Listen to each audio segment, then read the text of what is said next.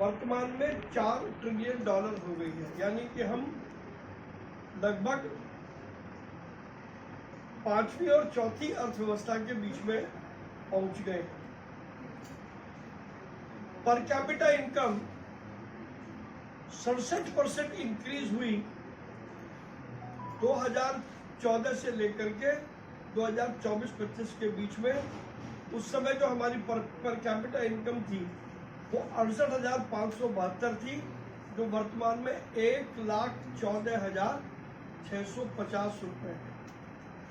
Poverty rate, अभी world bank की report आई है, पॉवर्टी रेट काफ़ी हमारा डिक्लाइन हुआ है,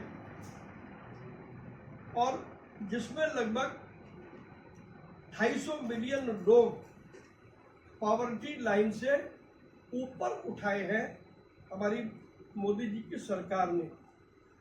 जो हमारा फॉरेन रिजर्व 2014 में 304 बिलियन डॉलर था, वो वर्तमान में 645 प्लस बिलियन डॉलर है। इसी प्रकार से हम और अन्य क्षेत्रों की तरफ देखें तो कुल मिलाकर के हर क्षेत्र में हमको प्रगति ही प्रगति दिखाई देती है। प्रधानमंत्री जी के 11 वर्षों में अगर मैं व्यापार और उद्योग की बात करूं, कंज्यूमर की बात करूं, तो GST, insolvency code, digital India और नेशनल स्किल मिशन, इन 4 बड़े पायदानों में एक बड़ा नैरेटिव क्रिएट किया गया है प्रधानमंत्री नरेंद्र मोदी द्वारा।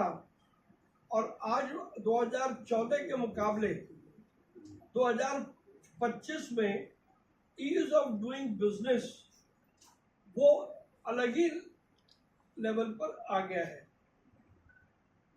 पहली बार 11 वर्षों में देश के आर्थिक एजेंडे पर किसी प्रधानमंत्री ने छोटे व्यवसायों को केंद्र में रखा है। आज से पहले ऐसा कभी नहीं हुआ। मैं भी आपसे ईज ऑफ डूइंग बिजनेस की बात कर रहा हूं। वर्ल्ड बैंक ने जो हमारी रैंकिंग की है, उस रैंकिंग के हिसाब से 2014 में हम 142वें स्थान पर थे और 2024 में हम 63वें स्थान पर पहुंच गए हैं, यानी लगभग 80 पॉइंट हमने छलांग लगाई है 11 वर्षों में।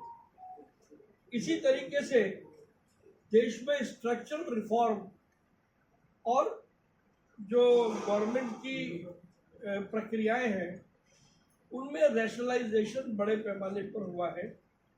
यूपीआई अपने आप में एक बहुत महत्वपूर्ण टूल है, जिसके जरिए हर महीने 14 अरब से अधिक लेन देन केवल यूपीआई के माध्यम से हो रहा है। और इसमें बड़ी संख्या में आम आदमी, मैं और आप, छोटा व्यापारी, छोटे लोग, यहाँ तक कि सड़क पर ठेला लगाने वाला आदमी, घर में काम करने, घरेलू काम करने के लिए जो लोग हैं या जो महिलाएं हैं, वो भी अब यूपीआई के जरिए, तो डिजिटल पेमेंट की जितनी बड़ी क्रांति पिछले 11 वर्षों में भारत में हुई, उतनी क्रांति कहीं नहीं हुई। और आज भारत विश्व का सबसे बड़ा रियल टाइम पेमेंट का बाजार बन चुका है। मुद्रा योजना के जरिए 40 करोड़ से अधिक मुद्रा लोन स्वीकार किए गए हैं, जिसमें टोटल 26 लाख करोड़ रुपए अब तक जमीन पर लोगों को दिए गए हैं, जिससे स्वरोजगार यानी कि सेल्फ एंटरप्रेन्योरशिप देश के अंदर बढ़ी है। स्टार्टअप इंडिया के अंतर्गत 1.25 लाख से अधिक स्टार्टअप रजिस्टर हुए हैं, जिससे भारत विश्व में तीसरा सबसे बड़ा स्टार्टअप इकोसिस्टम बन गया है।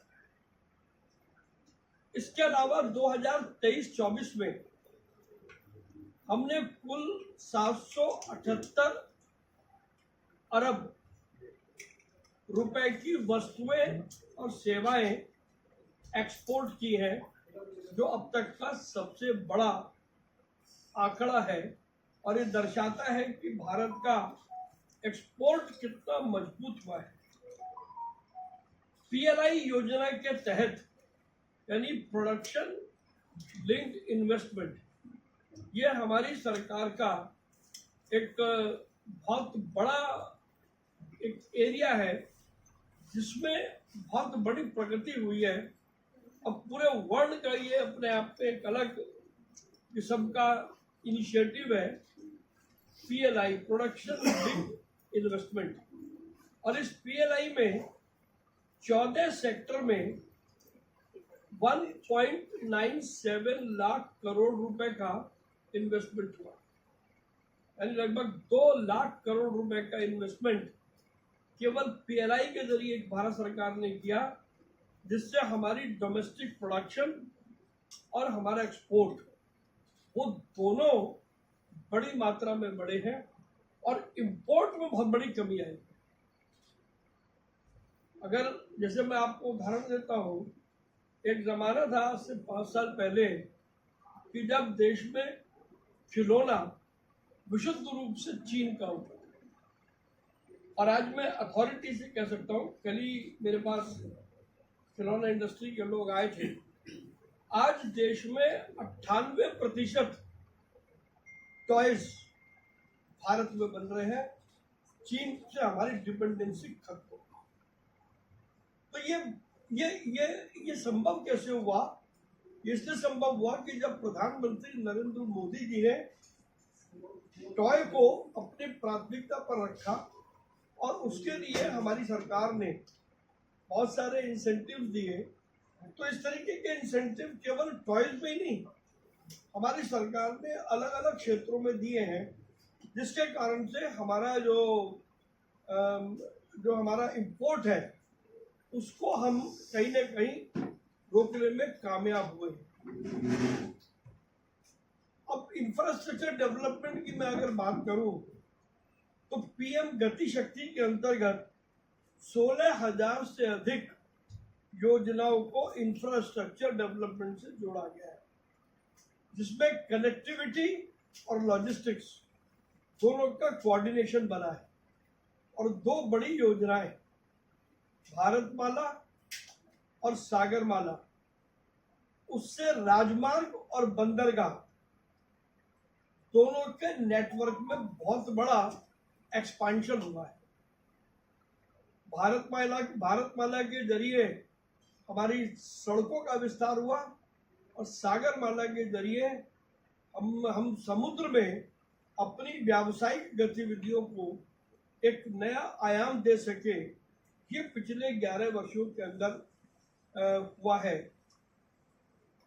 और इन दोनों की वजह से भारत में लॉजिस्टिक की कॉस्ट 4% कम आई है। इसका मतलब है कि हमारे यहाँ जो प्रोडक्शन है उसमें लगभग 4% की कमी आने से हम इंटरनेशनल मार्केट में हम कॉम्पिटिटिव बन गए हैं। ये मुझे आपको केवल बताना है। जीएसटी अपने आप में एक रेवोल्यूशनरी रिफॉर्म है। जीएसटी में 17 टैक्सेस को और 23 सेस को समाप्त करके एक देश एक कर और एक बाजार की परिकल्पना को साकार किया गया प्रधानमंत्री नरेंद्र मोदी द्वारा। और सबसे बड़ी बात यह है, अभी मई महीने में जीएसटी में हाईएस्ट कलेक्शन हुआ 2 लाख करोड़ रुपए। तो इससे पता लगता है कि हमारा व्यापार, हमारा उद्योग, हमारा एम्प्लॉयमेंट, तीनों को यदि जोड़ें तो ही 2 लाख करोड़ रुपए हो सकता है, जो मई 2025 में जीएसटी की